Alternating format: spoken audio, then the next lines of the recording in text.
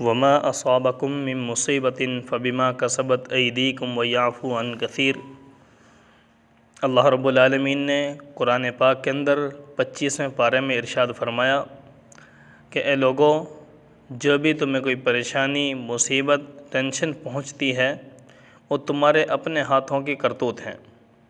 تمہارے اپنے ہاتھوں کی کمائی ہے۔ گویا جو انسان کرتا ہے اس کا بدلہ پاتا ہے۔ تو میرے دوستو، ہم مسلمان ہیں، آج ہم اس چیز کو دیکھ رہے ہیں آنکھوں سے کہ آج امت مسلمہ ہر طرف سے ظلم و ستم کے اندر گھری ہوئی ہے، پریشانیوں کا سامنا ہے، حالات بالکل خراب ہو چکے ہیں، اوپر سے آگے پیچھے ہر طرف سے دشمن کا خطرہ ہے۔ امت مسلمہ آج پریشانیوں کا سامنا کیوں کر رہی ہے؟ آخر اس کی وجہ کیا ہے؟ تو ہم قرآن و سنت کی روشنی میں دیکھتے ہیں تو اللہ رب العالمین نے قرآن پاک کے اندر مختلف مقامات پر ارشاد فرمایا۔ ایک جگہ پر فرمایا کہ وما اصابکم من مصیبت فبما کسبت ایدیکم ویعفو عن کثیر۔ اللہ رب العالمین فرماتے ہیں کہ جو کوئی پریشانی، مصیبت تمہیں آتی ہے وہ تمہارے اپنے اعمال کی بدولت ہے، اور کتنی تمہاری برائیاں، تمہارے گناہ، تمہاری ایسی لغزشیں جن کی وجہ سے تم مجرم بن کر اللہ کے عذاب کے مستحق بنتے ہو، اللہ فرماتے ہیں کتنے جرائم تو میں تمہارے ویسے ہی معاف فرما دیتا ہوں، یعنی ان پر تمہاری پکڑ ہی نہیں کرتا۔ یہ اللہ کی شان ہے، اللہ کی رحمت ہے۔ اور دوسری جگہ پر قرآن پاک کے اندر اللہ رب العالمین نے 21ویں پارے میں فرمایا ظہر الفساد فی البر والبحر۔ جو بھی فساد برپا ہوتا ہے پانی کے اندر یا خشکی پہ، فرمایا فبما کسبت ایدیکم، وہ انسان کے ہاتھوں کی وجہ سے، بما کسبت ایدی الناس، وہ انسان کے اپنے ہاتھوں کی کمائی ہے۔ تو میرے دوستو، آج ہم اپنی پریشانی، اپنی مصیبت میں گھر جانے کا گلہ کیوں کریں؟ اپنے اعمال ہمارے ایسے ہیں کہ جس کی وجہ سے آج ہم ان پریشانیوں کا سامنا کر رہے ہیں۔ اگر ان پریشانیوں سے بچنا ہے تو پیارے آقا صلی اللہ علیہ وسلم کی بتائی ہوئی شریعت، نبی علیہ الصلاۃ والسلام کا طریقہ، صحابہ کی طرح زندگی گزارنا اگر ہم نے شروع کر لیا تو میرے دوستو یقیناً ان پریشانیوں اور مصیبتوں سے نجات مل سکتی ہے۔ اور دوسرا یہ کہ پیارے آقا صلی اللہ علیہ وسلم نے ایک موقع پر ارشاد فرمایا، ترمذی شریف کے اندر یہ روایت موجود ہے، حضرت علی رضی اللہ تعالی عنہ فرماتے ہیں کہ پیارے آقا صلی اللہ علیہ وسلم نے ارشاد فرمایا کہ جب میری امت کے اندر 15 نشانیاں ظاہر ہو جائیں گی تو مصیبتیں ان پر آنا ان کا حق بن جائے گا،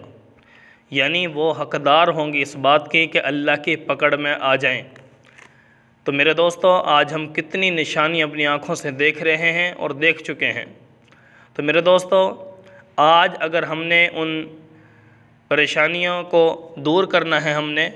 تو پیارے آقا صلی اللہ علیہ وسلم کی سچی غلامی اختیار کرنی پڑے گی۔ نبی علیہ الصلاۃ والسلام کی اس حدیث کے اندر صاف طور پر ان 15 نشانیوں کا ذکر پیارے آقا صلی اللہ علیہ وسلم نے خود ارشاد فرمایا۔ ان میں سے کون کون سی ہیں وہ؟ تو فرمایا نمبر 1، اذا کان المغنم دولا، جب مال غنیمت کو دولت سمجھا جائے گا۔ نمبر 2، والامانۃ مغنما، اور امانت کو مال غنیمت بنا لیا جائے گا۔ نمبر 3، والزکوٰۃ مغرمہ، اور زکوٰۃ کو تاوان، چٹی اور اپنے اوپر بوجھ سمجھا جائے گا۔ وَأَطَاعَ الرَّجُلُ زَوْجَتَهُ، اور مرد حضرات اپنی بیویوں کی اطاعت کرنے لگیں گے۔ جن کاموں میں اللہ رب العالمین نے سربراہی مرد کو دی ہے، ان کاموں میں، ان معاملات میں سربراہی عورت کی ہو جائے گی اور مرد اس کے پیچھے چلنے لگیں گے۔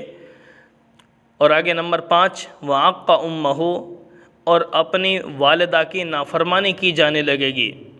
وَبَرَّ صَدِيقَهُ، اپنے دوستوں کے ساتھ خوش اخلاقی، ادب و احترام، سلیقہ سے گفتگو، یہ طور طریق اپنے دوستوں کے ساتھ اختیار کیے جائیں گے۔ وجفا اباہ، اور اپنے والد کے ساتھ جفا کی جائے گی، بدسلوکی کی جائے گی، بدتمیزی کی جائے گی، اونچی آواز میں بات کی جائے گی، گویا اپنے باپ پر حکم چلایا جائے گا۔ اور نمبر 8، وارتفعت الاصوات فی المساجد، پیارے آقا علیہ الصلاۃ والسلام نے ارشاد فرمایا کہ مساجد کے اندر آوازیں بلند کی جانے لگیں گی۔ جس طرح بازار کے اندر شور و غل ہوتا ہے، اسی طرح اس امت کے اندر ایک وقت ایسا آئے گا کہ پیارے آقا صلی اللہ علیہ وسلم نے جو 1400 سال پہلے بتا دیا کہ آوازیں، شور و غل، یہ سارے جیسے بازار میں ہوتے ہیں مسجدوں کے اندر ہوں گے۔ یعنی مساجد کے اندر بھی اپنے معاملات، لین دین، کاروبار، ان ساری چیزوں کو یہیں پر مسجدوں میں بیٹھ کر طے کیا جانے لگے گا۔ اسی طرح اپنی دنیاوی گفتگو، مذاق، ہنسی، عجیب و غریب قسم کے شغل، گپ شپ، وہ بھی مسجدوں کے اندر کی جانے لگے گی۔ نمبر 9، وکان زعیم القوم ارذلہم، پیارے آقا صلی اللہ علیہ وسلم نے ایک نشانی یہ بتائی کہ جب قوم کا سردار، قوم کا گھٹیا قسم کا فرد، کم عقل، کم فہم، بے دین اور ذلیل قسم کا انسان، ایسے افراد جب ان لوگوں پر، عوام پر حکمران بن جائیں گے، تب سمجھ لینا کہ میری امت مصیبتوں میں، جرائم کی سزا کے اندر مبتلا ہو جائے گی۔ اور نمبر 10، وَأُكْرِمَ الرَّجُلُ مَخَافَةَ شَرِّهِ، اور بڑے لوگوں کی عزت کی جائے گی، ان کا اکرام کیا جائے گا، ان کی توقیر کی جائے گی، ان کے شر سے بچنے کے لیے۔ جب پتہ چلے گا کہ میں اگر اس بندے کو عزت نہیں دوں گا اور اپنے دوسرے معاملات میں اس بڑے آدمی کو ترجیح نہیں دوں گا، کسی موقع پر اس کی بات نہیں مانوں گا، تو کہیں ایسا نہ ہو کہ جب مجھے کوئی مطلب پیش آئے گا، اگر میں اس کے پاس اپنی حاجت لے کر جاؤں گا تو یہ میری حاجت نہیں پوری کرے گا، یا کسی موقع پر میرا سامنا اس کے ساتھ ہو گیا تو یہ مجھ پر ظلم کرے گا، طرح طرح کی پریشانیوں میں مجھے مبتلا کرے گا۔ تو گویا پیارے آقا علیہ الصلاۃ والسلام نے ارشاد فرمایا، بڑے آدمی کا اکرام اور اعزاز اس کے شر اور اس کی شرارت سے بچنے کے لیے کیا جانے لگے گا۔ تو میرے دوستو، آج ہم دیکھتے ہیں جو ہماری قوم کے اندر، ہمارے علاقوں میں بڑے افراد ہیں، ان کی عزت، ان کی عظمت، ان کے وقار کو آج اگر ایک غریب آدمی، کمزور آدمی ان کو ترجیح دے رہا ہے، اس کی عزت کر رہا ہے، تو اس لالچ میں کر رہا ہے کہ آج میں اس کی عزت کروں گا تو یہ مجھے کل کو میرے ساتھ دے گا، لیکن اگر آج میں اس کی تعظیم نہیں کرتا، اس کا مقصد پورا اور مطلب پورا نہیں کرتا، تو اس نے مجھے ذلیل کرنا ہے، مجھے پریشان کرنا ہے۔ تو آج مسلمان غریب آدمی اپنے بڑوں کا اعزاز اور اکرام اور عزت صرف اسی وجہ سے کر رہا ہے، اور یہی پیارے آقا علیہ الصلاۃ والسلام نے ارشاد فرمایا کہ میری امت پر ایک وقت ایسا آئے گا کہ جب یہ غریب آدمی، کمزور آدمی بڑوں کا ادب اور احترام اور عزت کرے گا صرف اس وجہ سے کہ وہ اس کے اوپر ظلم نہ کرے، پریشانی میں مبتلا نہ کرے، گویا اس کے شر اور شرارت سے بچنے کے لیے جب یہ توقیر کی جائے گی، عزت کی جائے گی، تو سمجھ لینا اس وقت میری امت کے اندر مصیبتیں اور بلائیں آ جائیں گی۔ نمبر 11، پیارے آقا علیہ الصلاۃ والسلام نے ارشاد فرمایا کہ شراب عام ہو جائے گی، لوگ شراب پینا عام کر دیں گے۔ جب یہ صورت پیش آئے گی میری امت میں تو سمجھ لینا میری امت مصیبتوں میں، پریشانیوں میں گر جائے گی، اللہ کی طرف سے پکڑ ان کے اوپر آ جائے گی، طرح طرح کی مشکلوں میں یہ پھنس جائیں گے۔ نمبر 12، پیارے آقا علیہ الصلاۃ والسلام نے ارشاد فرمایا کہ میری امت کے مرد ریشم پہننے لگیں گے۔ جب میری امت میں ریشم پہنا جانے لگے گا، یعنی مرد حضرات ریشم پہننے لگیں گے، جبکہ پیارے آقا علیہ الصلاۃ والسلام نے ارشاد فرمایا میری امت کے مردوں پر سونا اور ریشم دونوں حرام کر دیے گئے، لیکن جب یہ چیزیں مردوں میں بھی عام ہو جائیں گی تو سمجھ لینا کہ اس امت کے اندر مصیبتیں آنا ان کا مقدر بن جائے گا اور یہ طرح طرح کی مصیبتوں میں مسائل میں گھر جائیں گے یہ۔ نمبر 13، پیارے آقا علیہ الصلاۃ والسلام نے ارشاد فرمایا ناچنے گانے والی رنڈیوں کے ناچ کا شوق ہوگا۔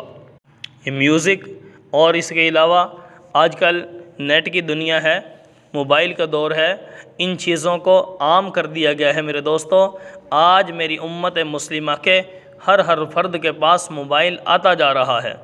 ٹھیک ہے، تقریباً 70% 80% حصہ اس چیز کے اندر ملوث ہو چکا ہے کہ جو موبائل استعمال کر رہے ہیں، اور اس میں سے کم از کم 50% حصہ تو ایسا ہے کہ جو کہ غلط استعمال کر رہا ہے موبائل کو، یعنی اپنے دنیاوی ناچ گانا، کھیل، ٹک ٹاک، اس کے علاوہ طرح طرح کی فضول قسم کی وہ لغویات کے اندر مصروف ہے۔ کچھ حصہ ایسا ہے کہ جو موبائل کا صحیح استعمال کر رہا ہے، بالخصوص علماء، دین سے تعلق رکھنے والے، یا کوئی بھی ایسا بندہ جن کے لیے اللہ رب العالمین نے خود قرآن پاک کے اندر فرمایا انما یخشی اللہ من عبادہ العلماء، اللہ سے ڈرنے والے علماء ہیں۔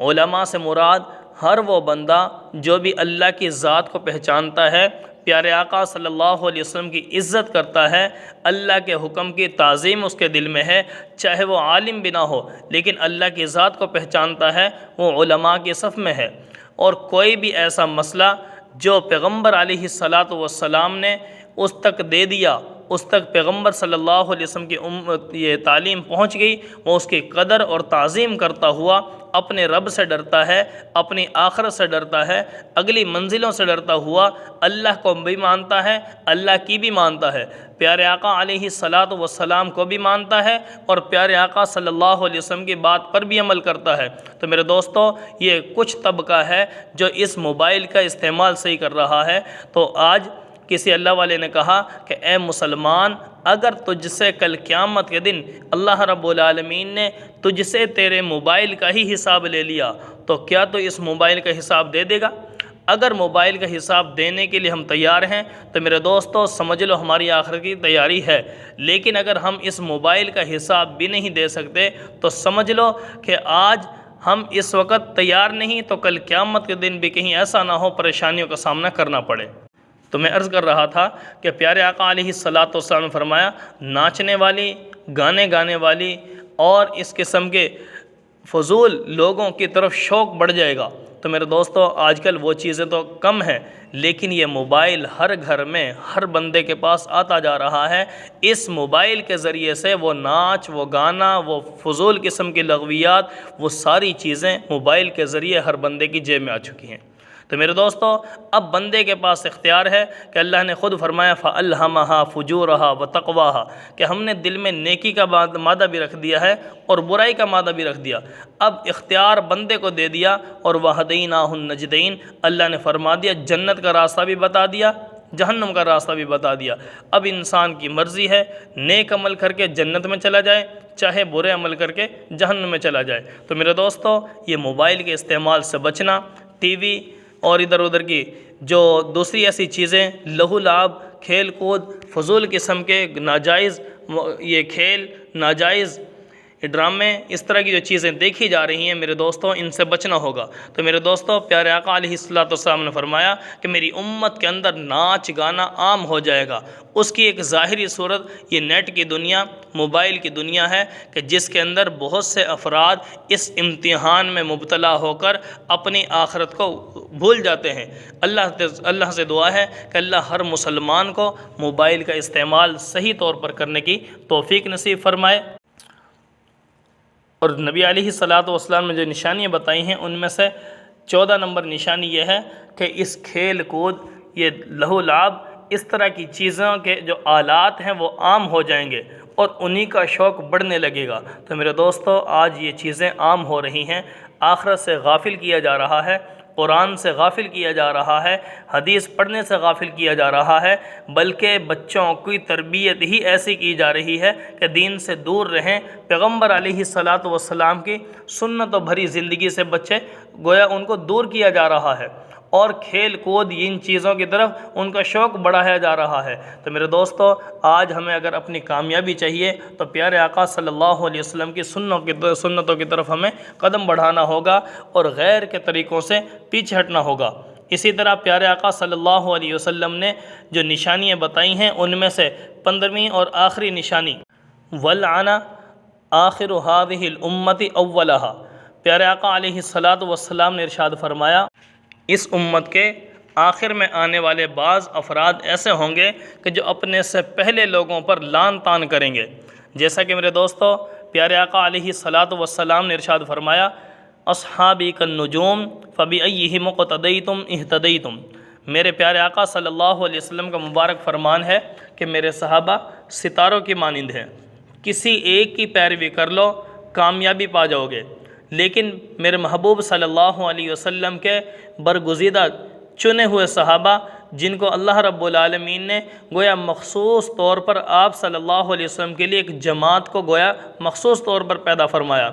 انہوں نے کتنی قربانیاں دی ہیں، نبی علیہ السلام کے ایک ایک حکم پر کٹ مرنے کے لیے تیار رہے، جانوں کے نذرانے پیش کر دیے، کتنا اس صحابہ کی جماعت کا اس امت پر احسان ہے، پورا کا پورا دین انہوں نے ہمیں دیا۔ لیکن آج بعض لوگ ایسے ہیں جو انہی صحابہ پر تبرہ کر رہے ہیں، انہی صحابہ کو برا بھلا کہا جا رہا ہے، انہی صحابہ پر تنقید کی جا رہی ہے، انہی صحابہ کے اوپر گالی طعن و تشنیع یہ کیا جا رہا ہے۔ میرے دوستو، پیارے آقا علیہ السلام نے یہی تو ارشاد فرمایا تھا کہ اس امت کے آخر کے لوگ